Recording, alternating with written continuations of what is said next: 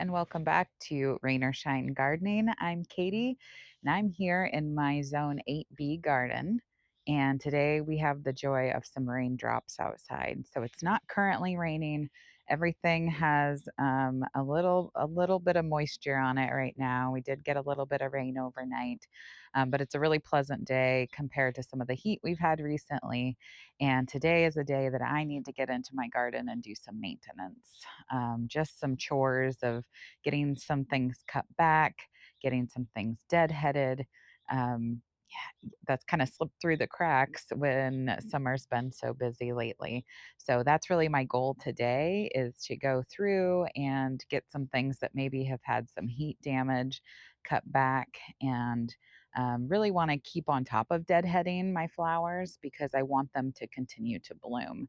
And if I leave those spent blooms on the plant, it's really going to signal to the plant, oh, we're done. We made our seed. We don't need to keep blooming.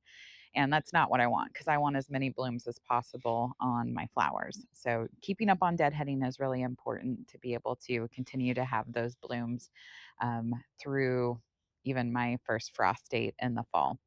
So here in August, it's something that I don't know. I get a little worn out by now. I think it's something that a lot of people who spend time in their gardens and who call themselves gardeners experience around this time of year. We've had that excitement in the spring. We've tried to maintain and keep up on fertilizing, and then the bugs kind of come in and take some of that away. And there's just so much work put into it. And with some of the heat that people experience in the summer too, it just, you kind of get to the point where you're a little bit burnt out on things. But I do know that I do want my plants to look great as long as possible because of all that time I've invested into them. And so some of this maintenance is just needed in order to continue them to be happy and continue that blooming here in the garden. So I'll take you along with me today and show you what I'm going to be working on.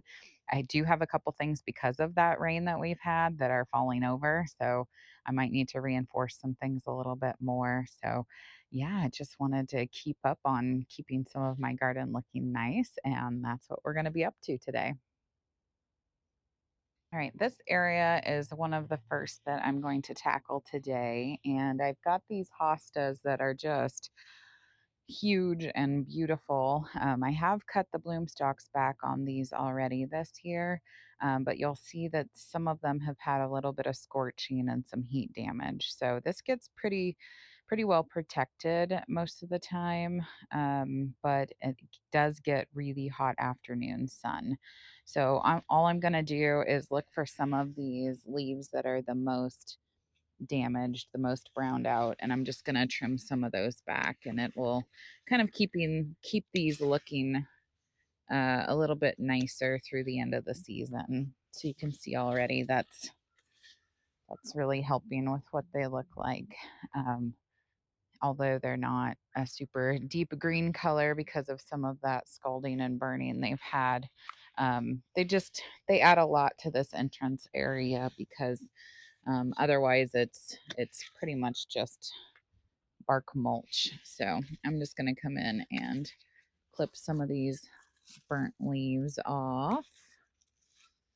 And some of the ones that are more hidden that you can't really see, I'm not even going to worry about those. Just keep those kind of underneath. They're not hurting anything, staying there.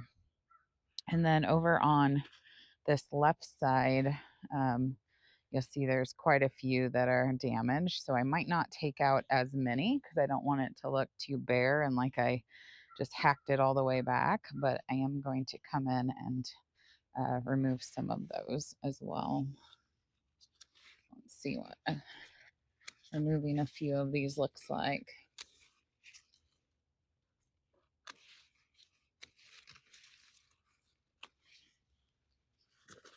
I cleaned it up a little bit. I don't want to take too much out, like I said, and make it look like I completely chopped it out.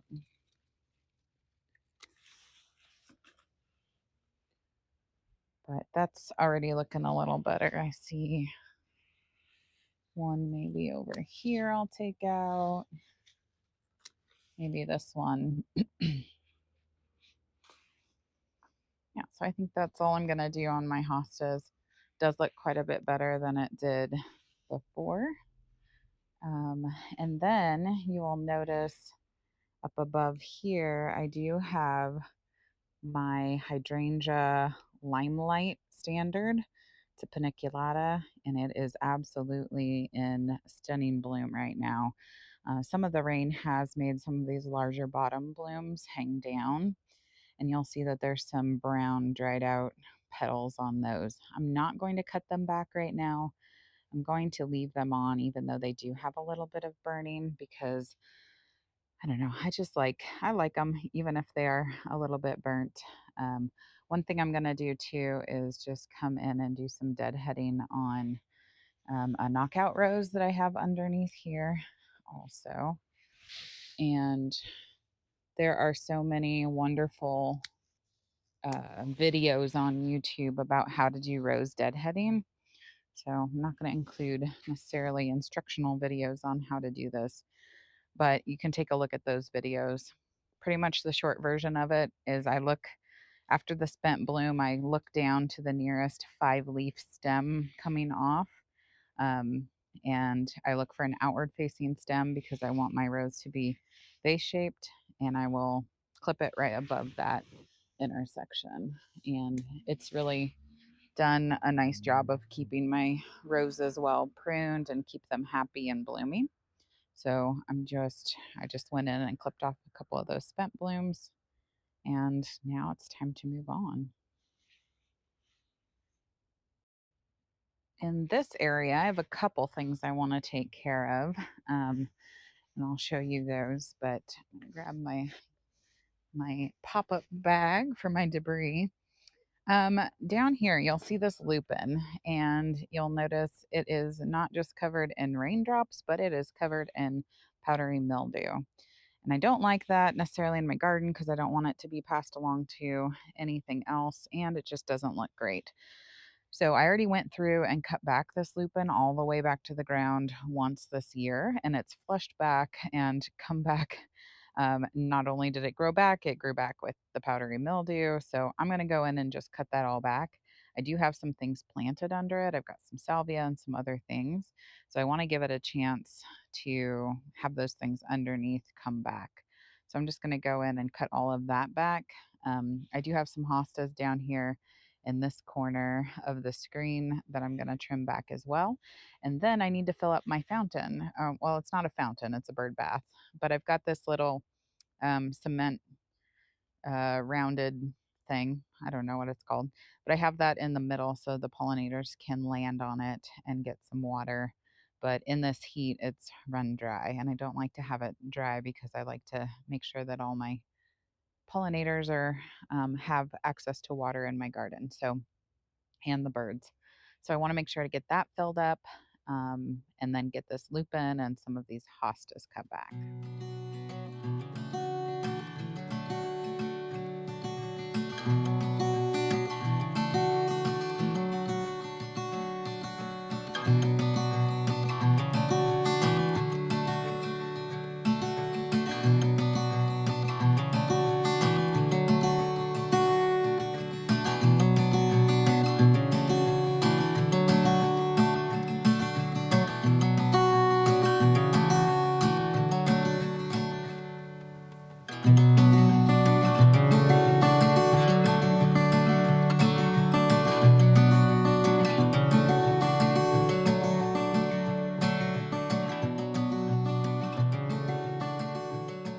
Okay, one more thing before I leave this area. I noticed just now when I was walking by that the squirrels have left me a surprise.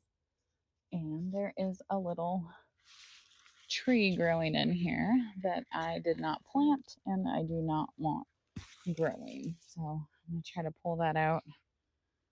Um, yeah, it doesn't belong there.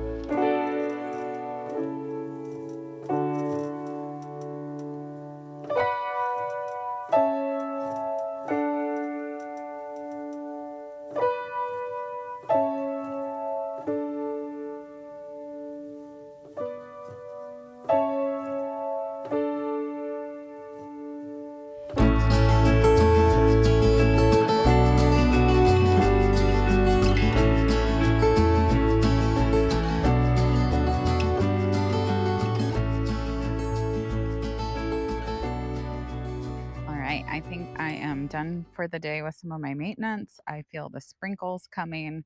So I think my time out here, at least in a dry environment, is somewhat short. So I'm going to go ahead and end here for the day.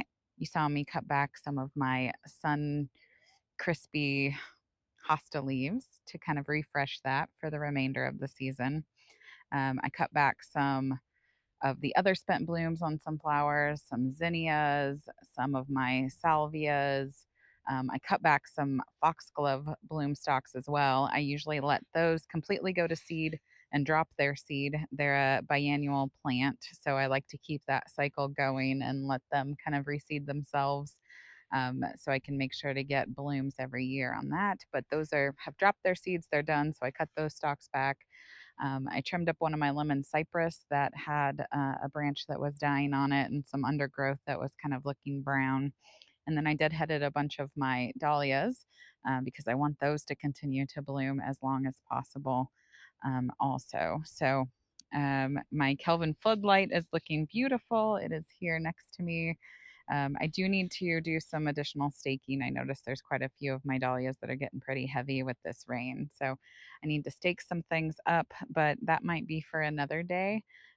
It is really nice to get out and just do a little bit of yard maintenance, a little bit at a time, because it's something that can be maybe not the most pleasurable task in the garden, but when you do lose track of it, it takes a lot to get caught up again. So I like to come out, fill my yard debris bag a couple times with things.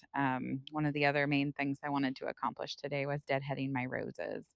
And I do have some ideas for my rose garden in mind coming up. And I think I'll share that in another video. But long story short, a little hint as to what it's going to be is a little bit of a redesign with a pathway. So I'll explain that more in a future video where I share more about my anniversary rose garden. So, thanks for coming along with me and helping me out with my maintenance tasks in the garden. And rain or shine, I'll see you next time.